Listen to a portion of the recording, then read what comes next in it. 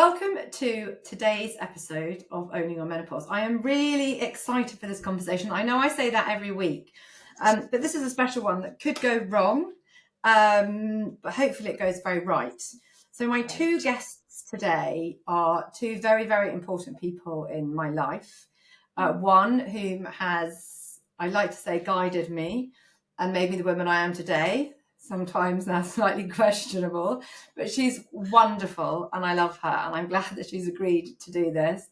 And then the other is a woman, a girl becoming woman who I'm so incredibly proud of, who continues to amaze me every day. And I wish that I had been half as strong as she is.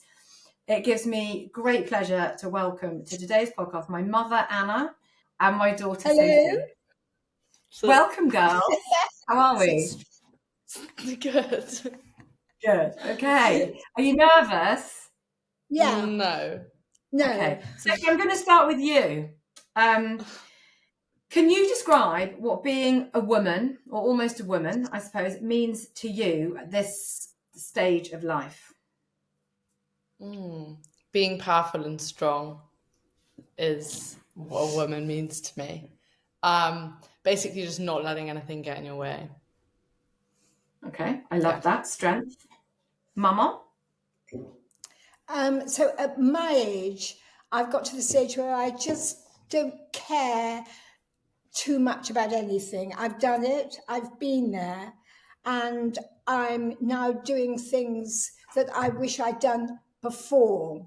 But my problem is I can't because I'm too old.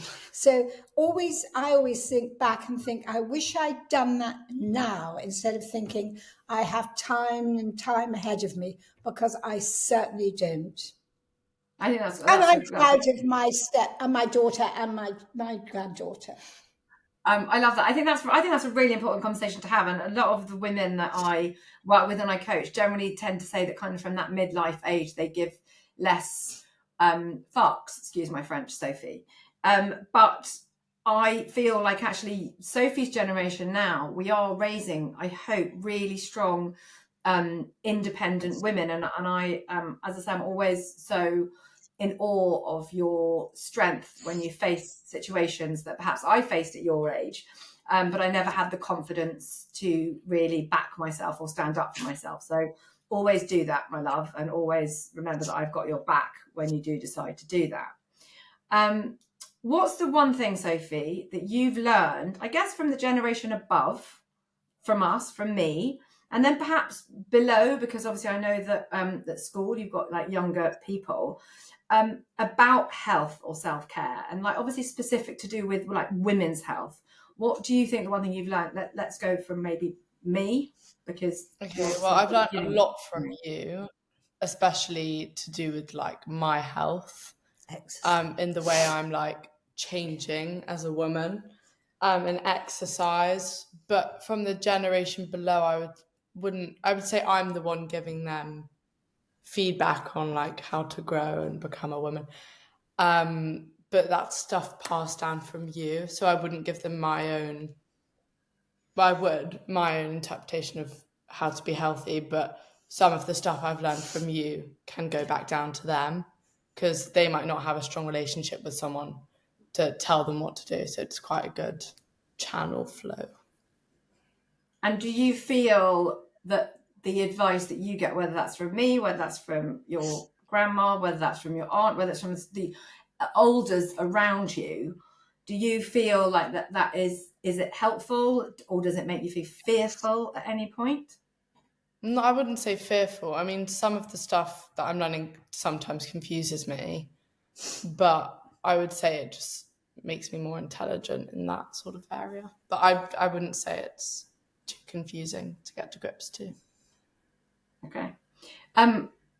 Mummy, what's the one thing that you've learned? And I'm not going to go with above, I'm going to go with below about health or self-care. So what have you learned from me, from Sophie?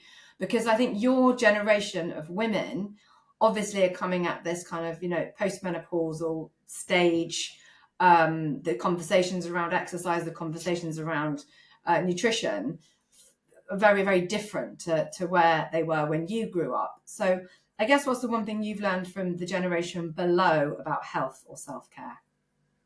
I'm talking about health. Or self-care, yeah.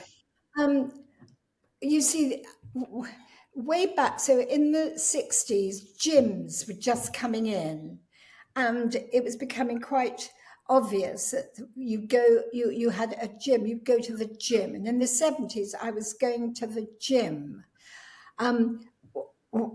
because it was people were beginning to understand that work in your body was something very important. And we used to go running. It was always, you could see hundreds of people running. But I had a gym around the corner from where I worked, and this I used to use. And I do think it's about the 70s that we became aware that exercise was important, but mainly for men, not for women. What reasons for women was it important? What was the narrative? Keeping, I'm sorry to say the word, thin. Yeah. So the more you exercised, you sweated off your pounds and you trimmed yourself up. So a lot of women were doing it, probably now all the wrong reasons, to lose weight and to keep weight down. And there was nothing to do with what you ate in correlation with it all. It was just get down to the gym, keep fit, keep your weight down. And as you know, I'm excessive. So smaller is better, I think, is the narrative. And that's the narrative that I grew up with. I think it's changing for Sophie. You know, women should be smaller. We shouldn't have a voice. We shouldn't be as powerful, you know. And I think that obviously that and I know you had a very successful career because you're very driven. But I think, again, the narrative around women in the workplace, you know, it was very rare to see women at the top of companies. It still is. And women backing women in finance is still remarkably low. Yes, so it's a male-dominated world. Definitely. Yeah, it's interesting we've moved forward, but we've still got some lengths to go. I'm going to come to you, Mum, quickly, because I think we need to get to the bottom of this, because I know we've done this before, but what do you remember about going through the menopause, and were you prepared? Well, you see, I was I had an Italian mother, you know, she just, everything just, oh, you'll get through it, nothing will happen, my darling. You know, it was all very, but I'm lucky I didn't go through it, as I didn't have hot flushes. I didn't have cravings. I was dry. That was it. Sexually, I'm becoming very, very dry in the menopause. Sophie goes like that. Yeah, she knows about that. I know. And I was lucky, but my friends around me were not so lucky. And they were complaining about it being menopause because they had terrible mood swings. They were practically suicidal. They had headaches, hair loss. They suffered in a way that I have to be honest, I didn't. So a couple of quick questions on that, which I know we've talked about before. So I think this is where, again, the conversation's changed, because hot flushes, I've never had one. No. When you say mood swings, I'm going to just slightly hoik you up on that one and say, I got aggressive. I think you did have mood swings. You probably weren't aware of them, much like I was. And Sophie, I will be coming your way with that as well. Feelings of loneliness in a very busy world, isolation, a breakdown of a relationship with your partner, my father. You know, when you say you didn't have menopause, I think you did. You just didn't know. Would you say that is correct?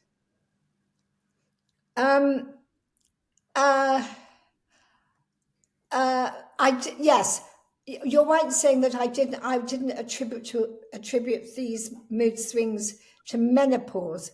I just thought that it was getting older and I was getting into a situation where I didn't know what to do with my life. But I do remember feeling useless and having no help in that. And I remember going to dinner parties and the men talked, but the women had to keep quiet. And they never asked, what did you do or what are you interested in? It's always the men. And I began to feel like I was imploding. And But all that happened when you guys were growing up and about to go. So I think there's that sense of loss is going to happen.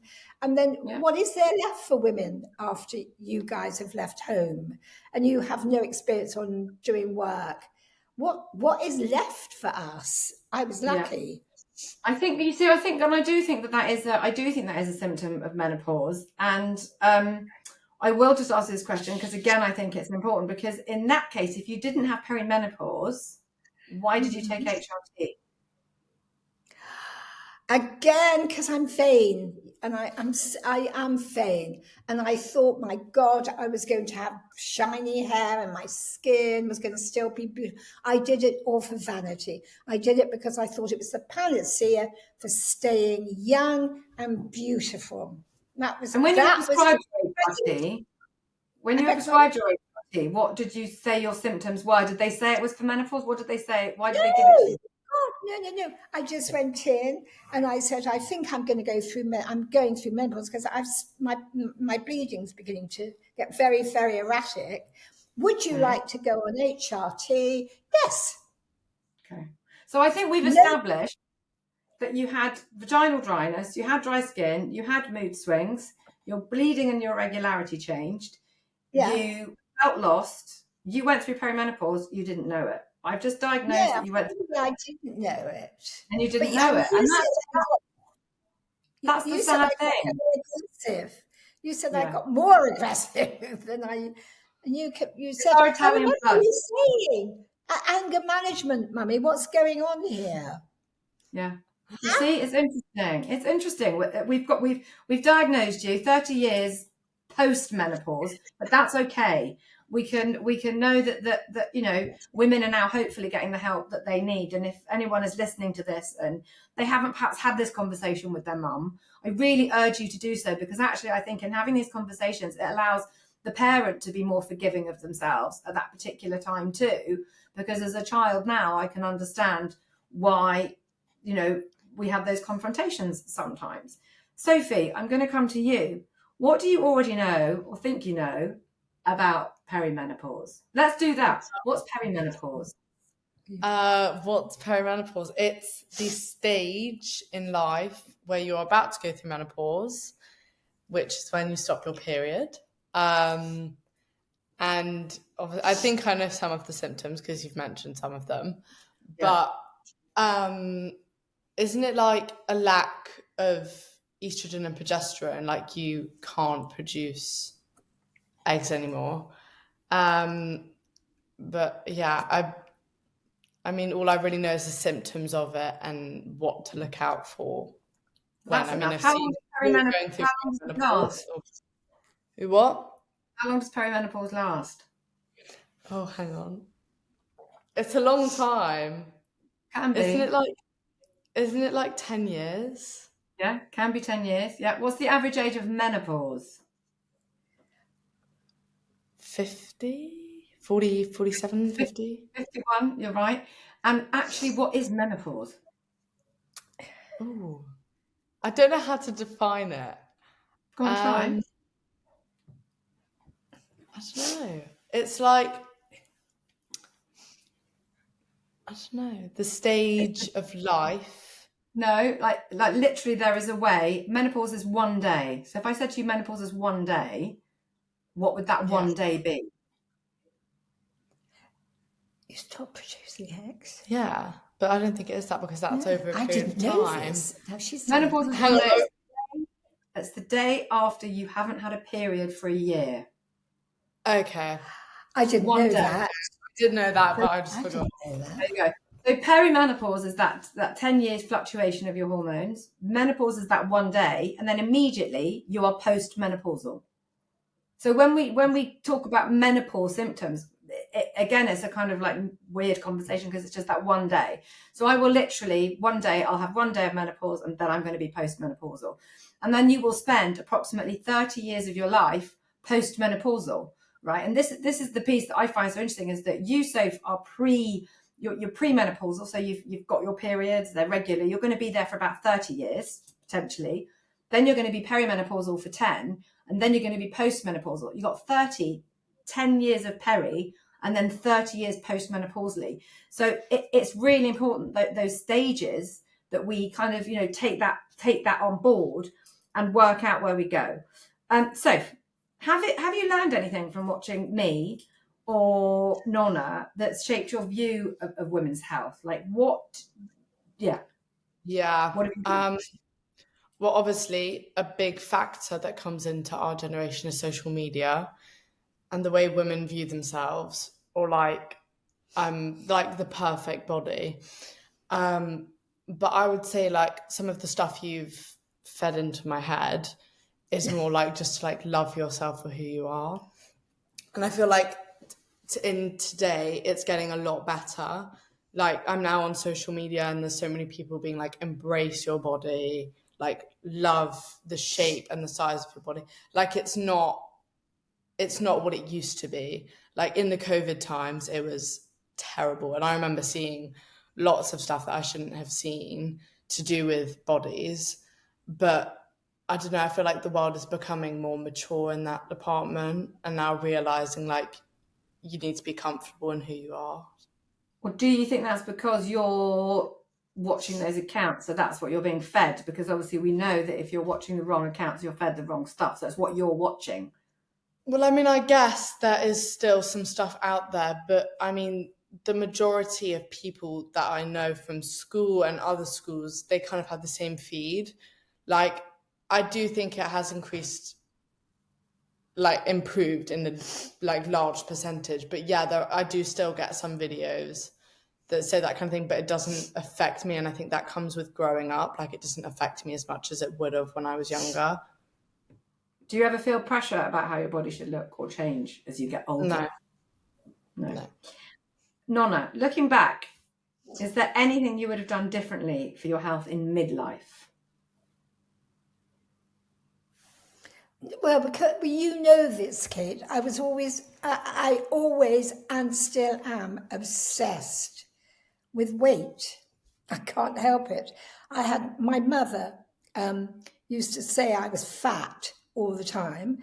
So, and coming from her, who used to pile up pounds of spaghetti in me and God knows what, used to say, my God, you're so fat. She said to you, God, Kate, you're so fat. And you said, yes, Nonna, it's because I'm pregnant. I mean, she was obsessed. I'm obsessed. I got obsessed with weight. And if I'm really honest with you, I still am. I'm still obsessed. You help me. I know you are, and that's why we have these conversations. But what would you have done in terms of like not that bit, but what do you think you would have liked to have done differently in midlife? Maybe to kind of combat that narrative. I would have loved to have been able to, all the wonderful restaurants that Daddy and I went to, where I looked at the food and thought, can't eat that. That's fattening. That's going to give me this. And I didn't eat.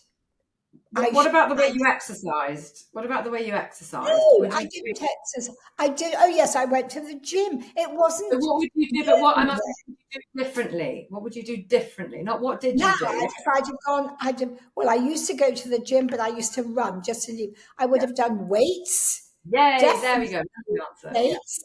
Okay. Because now everybody is telling me it is vitally important. So I want you to show me how to walk now with weights. I would have done weights. I would have done one of those lunges, to keep my back. My back is in a bad way, so I would have wanted to have done things to. If I'd have, now how I feel now, I would have tried to combat that in midlife. That's what I would have done. What I know now. But and you know that it's not too late because we're working on that. Kate, I'm about 1 foot in the coffin. No, you're not. We're working on that together. Sophie, I'm coming back to you. Do you feel that women, girls, do you share stuff? Do you talk about stuff? Do you talk about periods? Like if a friend of yours was having, crippling periods and heavy bleeds and terrible period pains, would it kind of come? I guess here's my question. Would it come across to you to sort of point out, do you know what endometriosis is? Do you know what PCOS is? Do you know any of those things? Like, have any of your friends talked about that? I don't. But when we talk about periods, I mean, it's not embarrassing at all. We always talk about it. But I mean, we also talk about like the pill a lot and the pill I'm on, and we talk because some of my friends are thinking about going on it, and they ask me like if I've had any side effects of it, which I haven't, or what's in it. Do you want to just tell everyone? Do you want to just explain to everyone why you are on the pill? I'm on the pill for my migraines, because every period I had, I would always get a really bad migraine where I'd lose half my vision. So I went on the pill to stop my migraines, and the pill has stopped my flow completely, which has stopped my migraines basically. And I haven't had a migraine for about nearly a year. It's been a long time. But when we talk about it, I mean, my pill is only progesterone because I'm on the mini pill.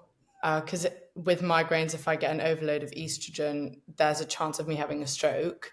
So it's not safe enough to get the estrogen and progesterone. But we are so comfortable in talking about that kind of stuff and what we think's the best. If it's not good, try a different pill.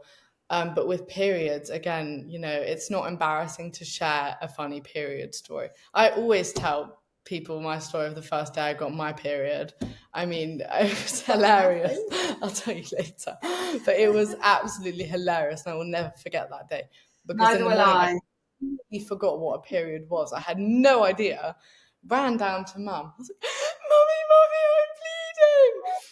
She was up to Lou with me. She's like, Sophie, you've got your period. I was like, oh, no. And it was terrible.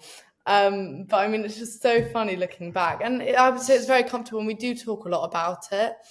And especially with like biology and stuff, it's not awkward in lessons in front of boys. We talk about it a lot. And that I think is quite key. Boys do it. Boys talk about it, yeah.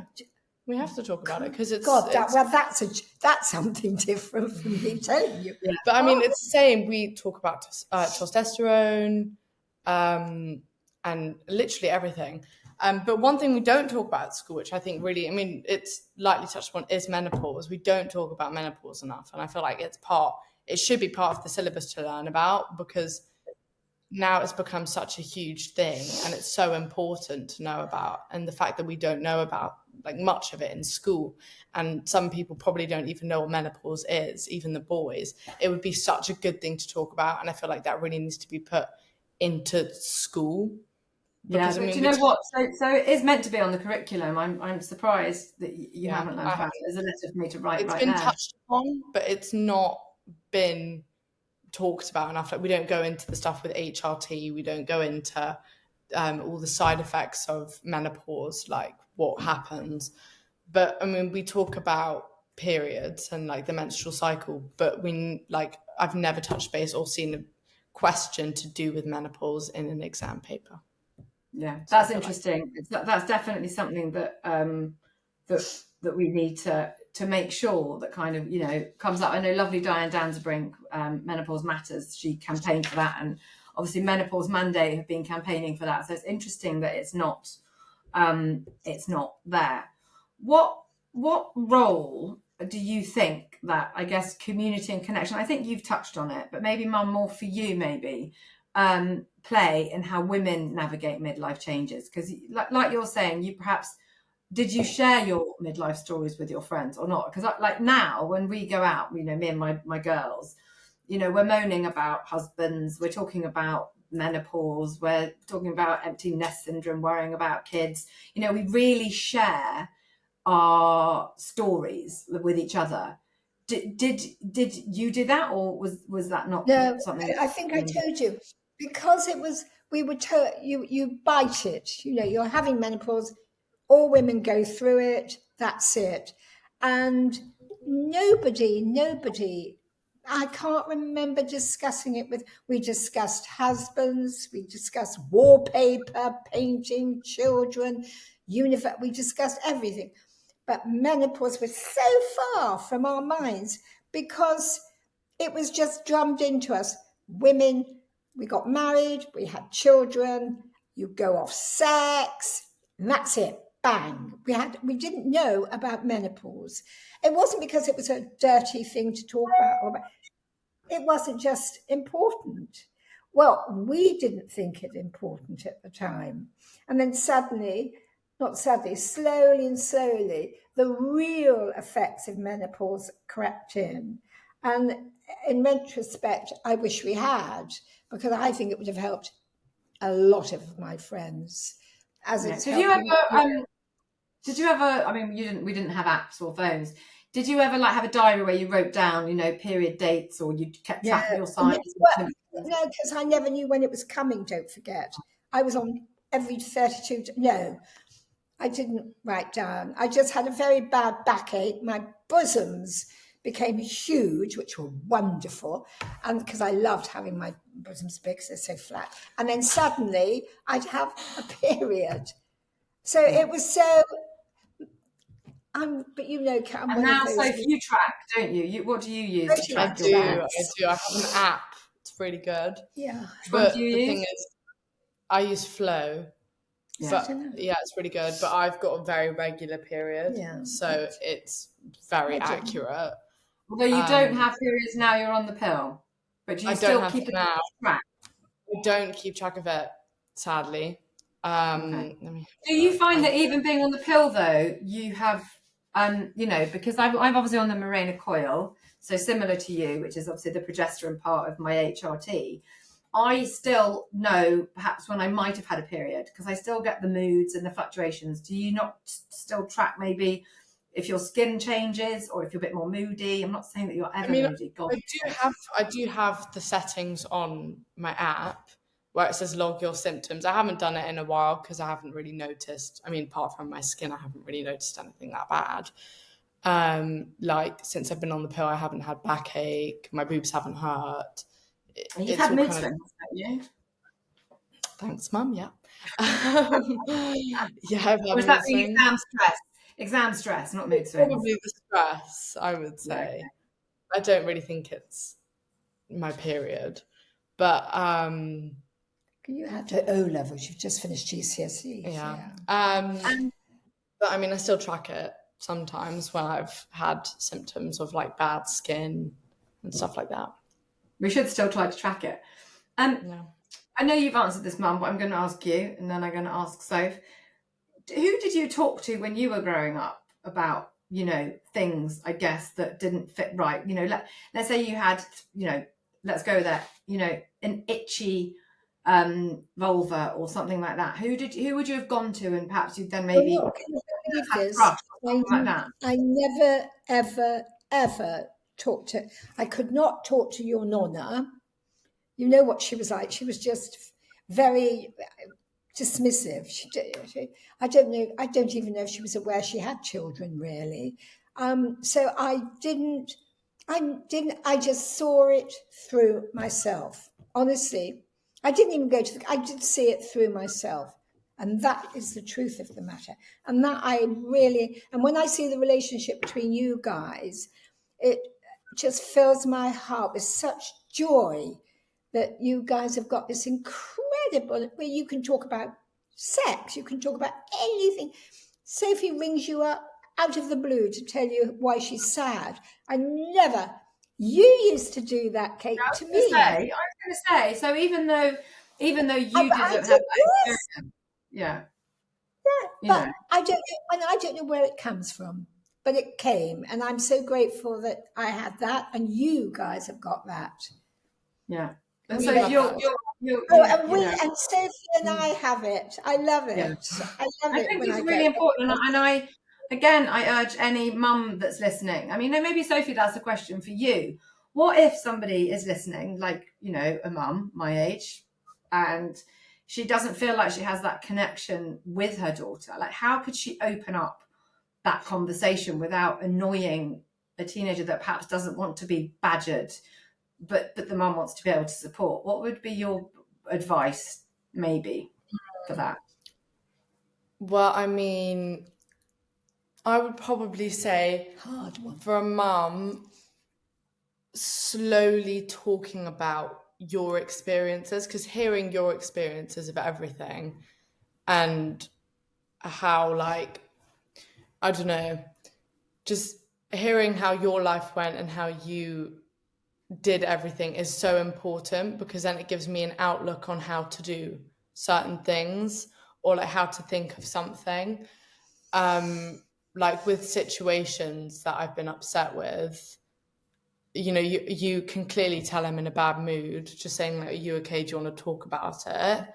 And if I say no, then that's a no. Like, you know, you'll respect my boundaries. But most of the time I do say yes, and I'm like, yeah, I do want to talk about it. But I feel like it's a very slow process to get and like to open up to someone. But seeing as our relationship is quite bold and strong, Mum, Yes. we've been quite close for a while, so it's a very hard one to say. But I mean, especially with the nagging, if mums nag, I'm not gonna tell you. Like, it just gets to the point where it's just annoying. Like, no, you don't need to know what I'm going through. But if a mum is slow, sorry, go on. You just reminded me of something that I should have asked you, which I will, because you talked about the nagging. What about my perimenopause experience? Like, what would you say has been my menopause symptoms, and how do you think I've changed or dealt with them? Mum, don't tell her what to say. She can say I've got a lot. She said, oh dear, I've got lots. Go on then. I've got no shame. First of all, the nagging, especially in exam season when I want to sleep because that's normal. That's not perimenopause. That's just because parents love their children. Not. And then I'm like, oh, I want to sunbathe while revising. No, you're not allowed. And all of my other friends are. Anyway, respect to you for that, because I made you well in my GCSEs. But can you remember Mummy going? I'm talking perimenopause. Screaming a lot. Screaming a lot during lockdown. It was terrible. It was bad. Yeah. How did I not help myself in lockdown? How did you all? How did I not help myself in lockdown? Alcohol was a huge factor. And when Mum went sober for 18 months, we actually noticed her starting to calm down a little bit. Like, obviously, there'd still be those times where you get angry, but for good reasons. Like, is she allowed to say this here? Yeah. Yes. Like, it wouldn't be for a silly reason. You'd get angry for a good reason. Like, it wouldn't be a silly argument. I got angry for silly reasons. Kind of, but not really. But when you were drinking alcohol and it was lockdown, I mean, we were all having such a shitty time in lockdown. But when you were drinking alcohol, it was another level of bad. Like, me, Daddy, and Ollie would all talk about it when you were out. Okay, so here's my question to you now. Why didn't you all tell me? Because this is one of the things I think with people, and I think it's really important. And I've said this to Jerry. Why didn't anyone call you? You know, if it was you, let's say it was you and you were drinking too much and you're like 22, 23, and I'm a little bit concerned, I would call you out. And actually, to that end, Mum, you never called me out when I was 22, 23. Yep. I think it's because I didn't know what menopause was at that age. Like, I didn't know what the symptoms were, mood swings. I mean, I was what? Yeah. 10, 11? I mean, well, with the booze, why didn't anyone say, do you not think alcohol's not helping? I mean, it's not up to you. It should have been Daddy. Yeah, to be honest, I really don't think I understood how much it affected you until after lockdown. Yeah, that's interesting. Because I was living in a household where, you know, it was kind of normal to drink. I mean, Daddy would have beers, you would have wine. It was, and everyone does it. It's normal to drink. Yeah.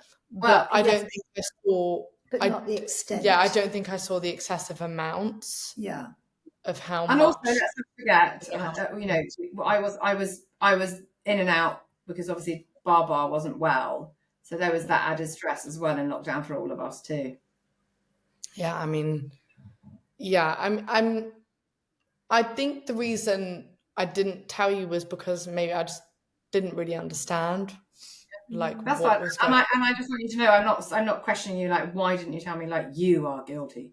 I just think it's one of those things where when I say to you, which I hope I won't have to because you're a very sensible young lady, you know, do you think you need that?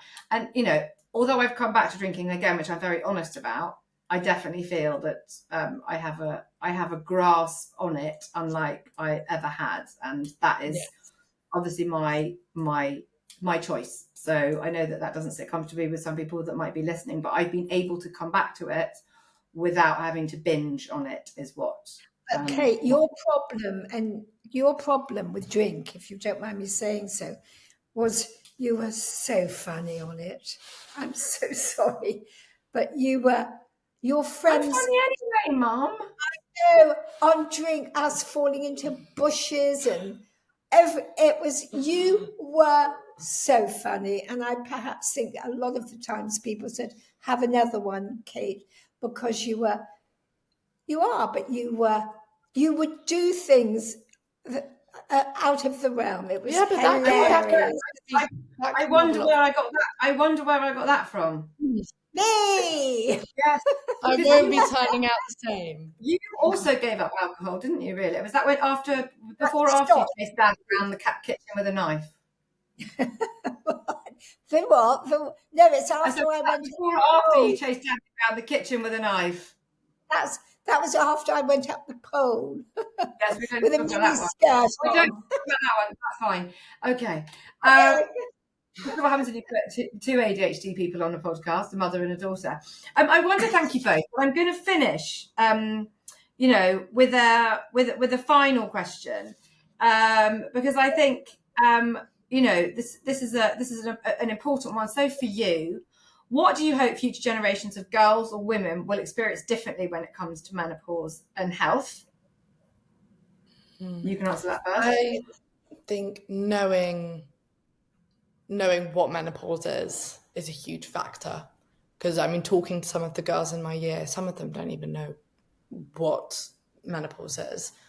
And I have like a rough idea of what it is, so when it happens, I usually, you know, if we're talking about it, I will tell them what it is. But I think it's really important.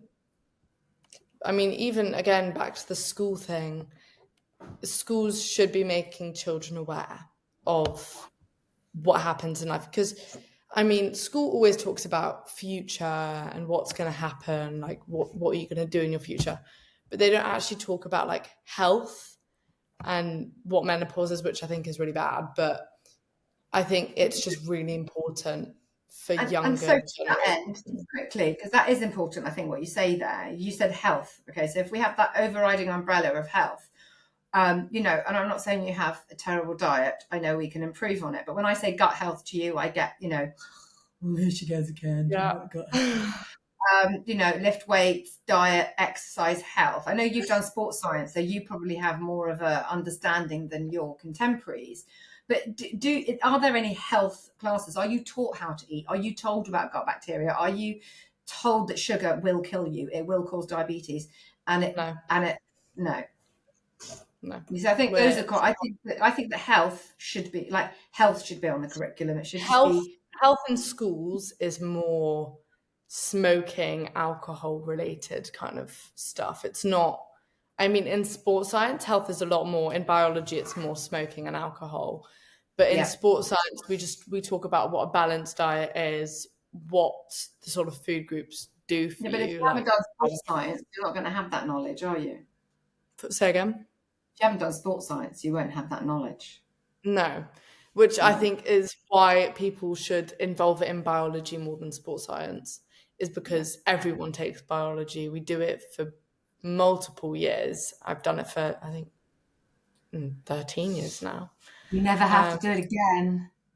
Until it comes to maybe making babies, at which point you're going to want to take notice. But that, again, is like 10 years away at least. Yeah, more than 10. Yeah,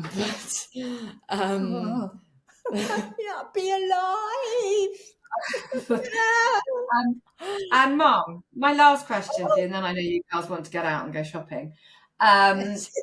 What would you like to say to any, I guess, like, you know, any woman of your age who might well be listening, and having heard the conversations and the things I'm trying to do with you, what would you tell them?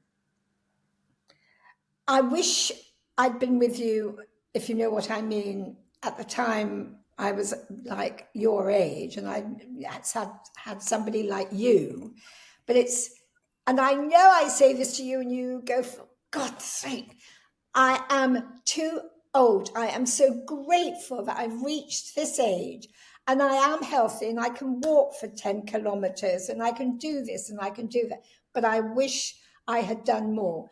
But I'm going to be really naughty and say, but now I'm going to start doing bad things. I'm going to start to smoke again because I miss it so. I want to drink again. So when I swear it, when I'm 80, I'm going to do all the bad things that you and everybody else has stopped me doing. I'm going to go bad. No. Okay. I am, Kate. No. Okay, that wasn't the advice I was looking for, but I know how you like to be controversial, and I'm fine. We'll leave that in. There's no edits going on here. No edits. I think my thing that I wanted you to say to people, because we have got this to a certain degree, is that it's never too late to start making the changes. I didn't say yes. It's never too late. Look how fit I am since you've made me lift weights. There's that what we've just done recently. I've made you lift. You've made me lift weights. I'm fit. I'm getting more flexible. I'm doing it. Yeah. I'm just saying what I want to do. That's fine. Bad things. Do all the bad things, but keep the good things in, because it is, at the end of the day, it's all about balance. Yeah. Yes. There we go. Thank you both so much for your time. I didn't have to pay you to do this. I didn't have to drag you to do this, other than obviously Mum wanting to brush her hair, brush her teeth, do her makeup, and moan a little bit. But I appreciate you both. I love you both, and thank you for your time. I love you. You can cut out that last bit, Kate, don't worry. Love you. Better. I'm not going to. It'll be bad. Bye. Oh, don't leave. Don't leave the conversation, Soph. Don't push end. Okay, I'm going to push stop recording, but don't leave.